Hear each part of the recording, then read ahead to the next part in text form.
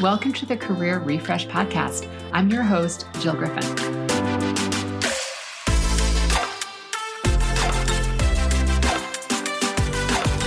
I'm a former media and marketing executive turned career strategist and executive coach.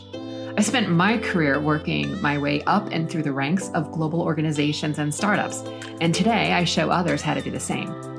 Join me each week as we discuss the strategies and actionable steps to leverage your strengths, increase your confidence, and develop your career well-being.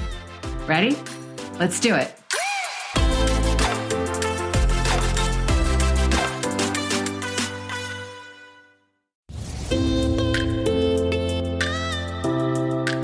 Hi, welcome to the Career Refresh Podcast. I'm your host, Jill Griffin.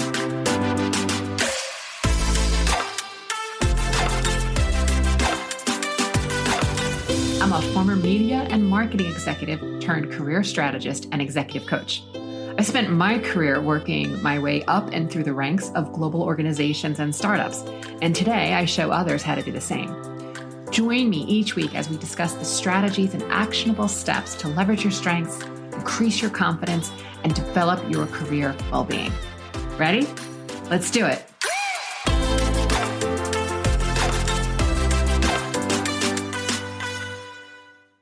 Hey there, welcome. I'm glad you're joining me today. Today's topic is juicy to me, and it is often misunderstood. It's about confidence and what I call the confidence gap. So I just want to ground. Self-confidence is one of the most important feelings and attitude we need to practice and adopt. And if you do a Google search on how to develop confidence, you'll get like literally a billion results in the search returns around confidence. And there's even a featured snippet on Google that has a list of 10 ways that you can build your confidence. And it includes things like do the right thing, exercise, stand up for yourself. And I always think, well, how do you stand up for yourself if you don't know how to do it and you lack confidence? How do you jump that gap? So first, self-confidence comes from being secure in your abilities. It's about having your own back. It's about trusting yourself. It is about knowing you can get through something based on your abilities. Confidence comes from evidence of previous successes. And getting clear on both is super important to closing the confidence gap. So many well-meaning people will tell you that you just need to be more confident. Why don't you just practice the things so you can be confident. And I've often wondered why someone can be so confident in one area of their life, yet utterly lack confidence in another area of their life. Because if you have equal experience in these two areas, and in this case meaning minimal experience, then why does one challenge increase your confidence while the other challenge decreases it? And I'm here to tell you that it is because of your emotions, your feelings. It's because you are letting your feelings run the show. And your emotions, again, or feelings, are coming from your thinking. Some people are frequently self-confident, and others, the feeling comes and goes. But most people have some varying level of confidence based on their thoughts about their past circumstances, performance, evidence, and experiences. When we pick up negative thought patterns, it's kind of like putting an octopus to bed. No, seriously. Sometimes the anxious achiever in you figures out how to slog through, make it work, figure out the challenge. But then there's the new challenge. And then there's that octopus arm, or is it a leg, that you're like looking for how you're good enough in one area of your life and you can do it, but suddenly that doesn't translate to the other area. And there's this obvious gap between where we are and where we want to go. I've seen so many articles in business journals about how to create confidence through practice. And for me, there's that irritating quote that practice makes perfect. There's usually some expert, again, well-meaning, who is telling you to work hard and practice the thing. And you know what? You should even do it in front of a safe audience. And that if you keep practicing, you will outsmart your natural talents and attitude. And this evidence is definitely helpful. But it's not going to do anything for you if you don't change your thoughts. And that's the gap. I've also read that when you produce work and you get positive feedback from your leadership, you'll finally see how valuable you are so that you can be more self-confident. Nope, it doesn't work that way.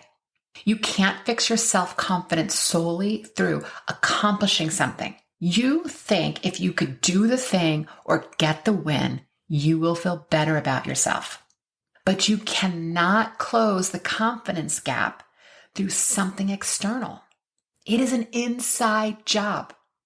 Yes, you can get training and you can practice and you can increase your confidence, going back to those business articles, but it still comes back to your thoughts. Your external wins and other people's feedback do not create your self-confidence. They can't. When you are trying to get external validation, you are basically outsourcing your thoughts to someone else. You are asking someone to give you a thought that you can think for yourself. And you may feel better about yourself for a bit, but you haven't changed the underlying thoughts you have about yourself. A situation, a circumstance in your career does not create your feelings. Your feelings are created by your thoughts. So something outside of you will never create what's needed inside of you. Self-confidence is about knowing that you can experience any emotion, any feeling, and even though it may totally suck, self-confidence is about knowing you can get through it. You can live to talk about it. It means trusting your judgment and abilities regardless of any circumstance. Whatever thought you are holding on to will create your experience.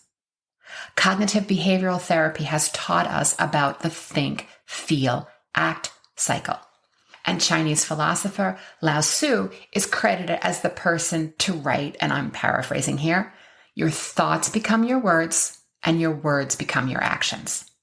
So what kind of things are you saying to yourself? If you are asking yourself questions like, how come I'm not successful? And do other people see me as a failure? Then you are setting yourself up for failure.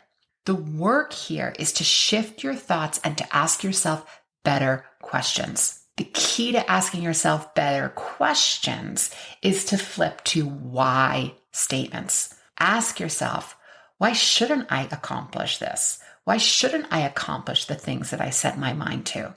Why should I waste my time on my fears instead of focusing on my strengths? When you ask a better question, you will get a better answer. Learning how to create self-confidence is about being the watcher of your mind. You have to believe in your ability to succeed before you can create self-confidence. So if you go into a situation knowing that you can handle it, then that is exactly what will happen. It does not mean perfection. It means that you can handle it and get through it. And if you know how to handle anything, that is where you create the self-confidence. This is also what it means to have a growth mindset. It's the belief that you can manage your emotions, develop knowledge, improve your skills, get trained, and practice. But you see, again, the gap comes back to we're just normally telling people to practice. We're not telling them to manage their emotions and their thoughts. And that is the gap. The emotions and the thoughts have to come in with the practice. Viewing challenges as an opportunity helps you see that bumps and bruises along the way are opportunities for you to strengthen and manage your emotions and your confidence. And I swear that I am not lying, that when I get nervous or anxious today about a challenge, I see the trigger for what it is. I do think that's juicy because it shows me where my work is. It's like, ooh, this is a new area to explore. And why am I suddenly anxious, nervous, or lacking confidence in something? So how do you do it? Well, the first step is reminding yourself that self-confidence is not about your achievements, but confidence is. Here's where it gets a little tricky. Looking back is only providing you with evidence, and this evidence can help you rewire your brain. But looking at past experiences and success for proof that what you've done before, that you've done something before, something that was new, and maybe, just maybe, it's possible that you can do it again. When you review your past victories and remember that you've accomplished things in your life, that little boost sometimes can move you leaps and bounds. It allows your mind to think positively. If you gave an impactful presentation to your company last year, well, then why wouldn't you be able to complete your next project by whatever deadline they've given you? Relishing in these moments of pride can help you see that you can do it again. And the more you do this, the faster and easier it is to get there. If you don't have any achievements yet, then building self-confidence is about building the belief that you already have what you need to get through the challenges. You may not have the skills, the knowledge, or the experience, but you believe you can get there. And this has to come from your thoughts and then your feelings. This doesn't come from the external achievement. When I launched my own coaching and consulting business 4 years ago, I had zero experience in running my own business. But looking at my past successes as an employee, developing and leading teams, I thought to myself, well, maybe I can do this too. And if you're looking for a crash course on wanting to build confidence, then building your own business is like putting Miracle-Gro on all of your shitty thoughts. And that's a good thing, because in order to scale my business, I had to scale my brain. And the way to scale my brain came from building new levels of confidence. I decided to believe that I'm capable of getting what I want based on adjacent experiences. You can do hard things and succeed. I had to become a different person in order to be a successful, confident entrepreneur. And you can get the same thing by thinking about the times that you personally or professionally showed up for a hard challenge. What did you overcome? What did you think you couldn't handle yet you did? You've been dealt with challenging personalities, disappointments, uncertainty, grief. You've done it before. And remembering the times that you've done it before can be helpful as you approach your next challenge. Amy Cuddy is the American social psychologist, and she's done a ton of research on the impact of how we hold our bodies and the impact that our bodies have on our mind.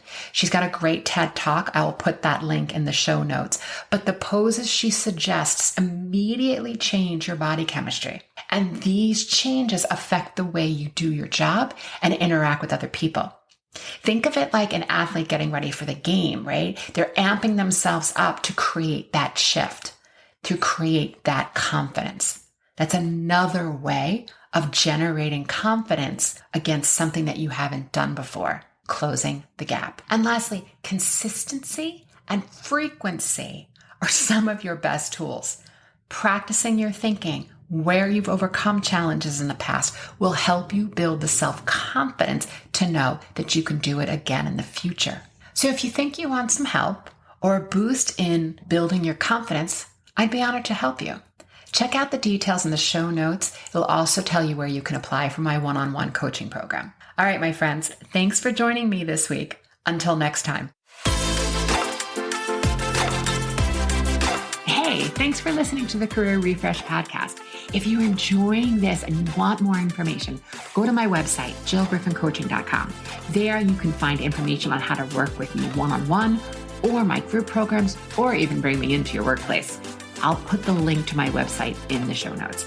But hey, listen, before you go, do me a favor, rate and review this podcast, because it definitely helps me get the word out to people everywhere so that they can also thrive in the workplace. All right, friends, I appreciate you. I'll see you soon.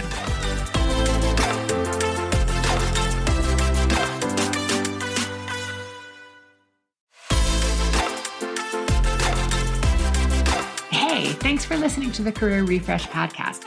If you're enjoying this and you want more information, go to my website, jillgriffincoaching.com.